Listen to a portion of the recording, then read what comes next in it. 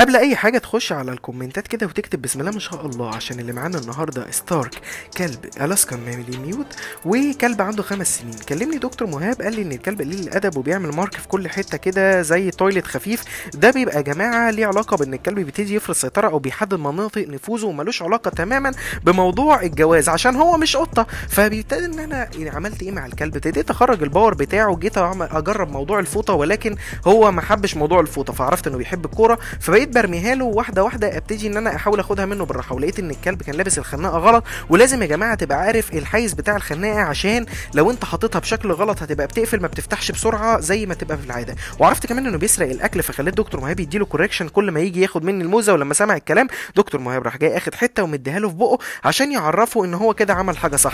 وزي ما انتوا شفتوا بعد ما بطل خالص ابتدى يديله. بعد كده جبت طبق الفطار بتاع دكتور مهاب، كان فيه شويه محاشي وكان فيه ممبار عيني عليها، فرحت جاي حاطط له الطبق، والكلب الحمد لله التزم بالموضوع.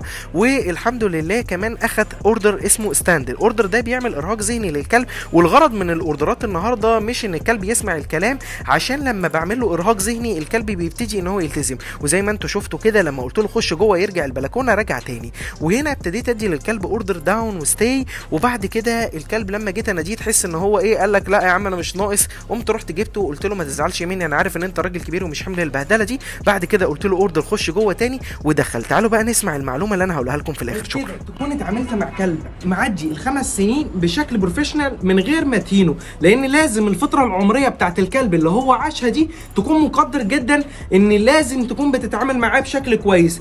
ايا كان اللي هو بيعمله تقدر تشد عليه في حاله ان الكلب بيفكر يعضك، دي الحاله الوحيده اللي انت تقدر تشد عليها. ولكن لو كلب مسالم زي ده تحاول توصل له الموضوع بشكل حلو، وهيفضل يحبك ويكون مرتاح نفسيا من غير ما يخاف. شكرا.